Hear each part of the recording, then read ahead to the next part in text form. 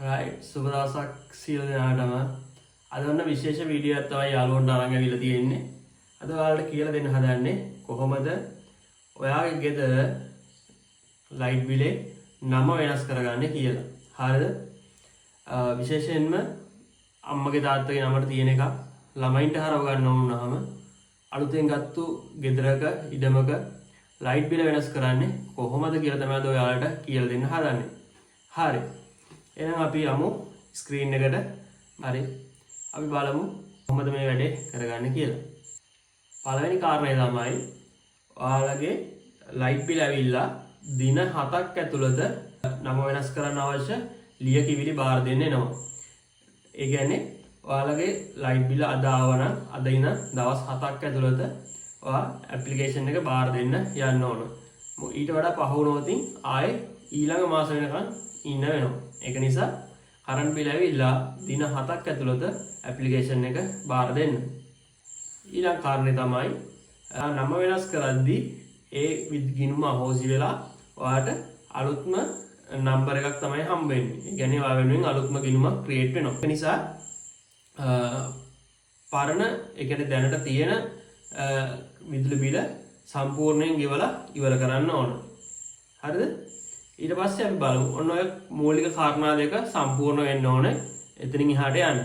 ඊළඟට අපි බලමු මේ කාර්ය සඳහා ඔයා අරන් යන්න ඕන ලියකියවිලි මොනවද කියලා. පළවෙනි එක තමයි මරණ සහතිකය. ඒ කියන්නේ හැමෝටම මේක ඕන වෙන්නේ නැහැ. ඔයාගේ අම්මගේ නමට තාත්තගේ නමට එහෙම නැත්නම් ඔයාගේ පවුල කෙනෙක්ගේ නමට නම් කරන්ට් බිල තියෙන්නේ. ඒ අය මිය ගිහිල්ලා නම් ඒ කට්ටියගේ මරණ සහතිකය අරගෙන යන්න ඕනේ. ඊළඟ කාරණේ තමයි කැමැත්ත ප්‍රකාශ කිරීමේ ලිපිය. දැනට කරන්ට් බිල එන කෙනා මිය ගිහිල්ලා නම් මේක ඕන වෙන්නේ නැහැ. ඒ අය තවම ජීවතුන් අතර ඉන්නවා නම් මෙන්න මේ කැමැත්ත ප්‍රකාශ කිරීමේ ලිපිය අවශ්‍ය වෙනවා. ඒ කියන්නේ ඔයාගේ අම්මගේ තාත්තගේ නමට තිබිලා දැන් ඔයාගේ නමට හරව ගන්න ඕන නම් ඒ අය තාම ජීවතුන් අතර ඉන්නවා නම් ඒ අයගෙන් කැමැත්ත ප්‍රකාශ කිරීමේ ලිපිය අරගෙන යන්න ඕනේ. හරිද?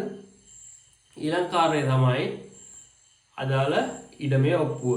ඒ කියන්නේ දැන් කලින් අම්මගේ තාත්තගේ නමට තිබිලා එහෙම නැත්නම් ඔයා අලුතෙන් සල්ලි වලට ගන්නපු එකක් නම් ඒ ඉඩමේ ඔප්පුව අරගෙන යන්න ඕනේ. හරිද? එතකොට මේ ඔප්පුවත් නොබෙදෝ ඉඩම් නම් ඔප්පුවෙන් මේ වැඩේ ඉස්සරහට කරගෙන යන්න බෑ. එතකොට ඔයාට ග්‍රාම සේවක සහතිකයක් කොහොමවත් අරගෙන යන්න ඕනේ. මේ ග්‍රාම සේවක සහතිකෙන් ඒ වැඩේ කරගන්න පුළුවන්. ඒක නිසා මේ සියලුම ලියකියවිලි අරගෙන ගිහිල්ලා එතකොට භාවිත මොන ලියවිලිද භාවිතා කරන්න කියලා එතන ඔෆිස් එකේ කට්ටිය ඔයාලට කියාවි. හරිද? ඊළඟට ඔයා අරන් යන්න ඕනේ ග්‍රාම නිලධාරිය විසින් නිකුත් කරපු පදිංචි සහතිකයක්. හරිද? මේක අනිවාර්යෙන්ම අරගෙන යන්න. ඊළඟ එක තමයි ඔයාගේ හැඳුනුම් පතේ කොපි එකක් එහෙම නැත්නම් පිටපතක් අරන් යන්න ඕනේ. හැඳුනුම් පත නැත්නම් පාස්පෝර්ට් එක ඩ්‍රයිවිං ලයිසන් එක වුණත් ගැටලුවක් වෙන එකක් නැහැ. මම නම් හැඳුනුම් පත තමයි බාර දුන්නේ. හරි. එතකොට මෙන්න මේ කරන්ට් බිල ඇවිල්ලා දින 7ක් ඇතුළත සියලුම මුදල් ගෙවලා මෙන්න මේ කියන ලියකියවිලිත් අරගෙන ඔයාගේ ප්‍රදේශයේ අයිති ප්‍රාදේශීය විදුලි ඉංජිනේරු කාර්යාලයට යන්න ඕනේ. හරිද? ගියාම එතනදී ඔයාට ඩොකියුමන්ට්ස් 3ක් දෙනවා. හරිද? බලමු මොනවද ඒ ඩොකියුමන්ට් කියලා. පළවෙනි එක තමයි නම වෙනස් කිරීමේ අයදුම් පත්‍රය. හරිද? එතකොට මේවා ඔයාට එතෙන් අර මේ මම කියපු ලියකියවිලිත් අරගෙන ගියාම එදාම පුරවල බාර දෙන්නත් පුළුවන්.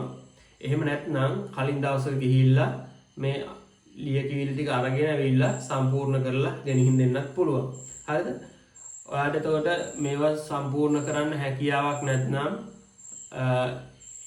ලියන්න කියන්න පුළුවන් කෙනෙක් එකගෙන යන්න. සිංහලෙන් පුළුවන් ගැටලුවක් නැහැ.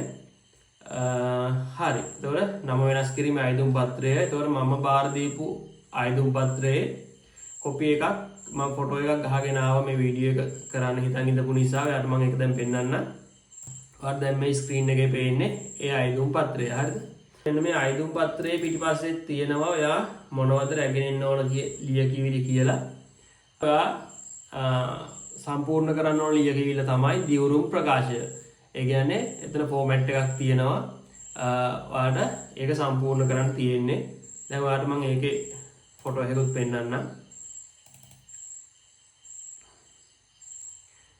මේ තියෙන්නේ ඒ දියුරුම් ප්‍රකාශය. මෙතන හිස්තැන් දාලා තියෙන්නේ. ඔයාගේ විස්තර ටික මේකේ පුරවන්න තමයි තියෙන්නේ. අවසන් ලියකියවිල්ල තමයි විදුලි බල ගිවිසුම. හරිද? මේක ඒ කියන්නේ කලින් දැන් ඔයාලගේ තාත්තලාගේ නමට ගනිද්දි සම්පූර්ණ කරලා තියෙන්නේ. දැන් ඔයාට මේ පරණ ගිණුම අත්හිටුවල අලුතෙන් ගිණුමක් නිකුත් කරන හින්දා අලුතෙන් මේ ගිවිසුම අස්සම් කරන්න ඕන. හරිද? ඒ ගිවිසුමත් මම ඔයාලට ෆොටෝ එකක් දාන්න ආවා. ඒකත් පෙන්නන්නම්. ඒ ගිවිසුමේ ෆෝමැට් එක විතර සම්පූර්ණ කරන්න සහයෝගය අදාළ නිලධාරීන්ගෙන් ලබා ගන්න පුළුවන්.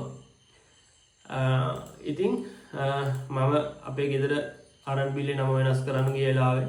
මට හිතුණා තව කෙනෙකුට වැදගත් වෙයි කියලා. ඒක නිසා තමයි මේ විස්තර ටික අරන් ආවේ.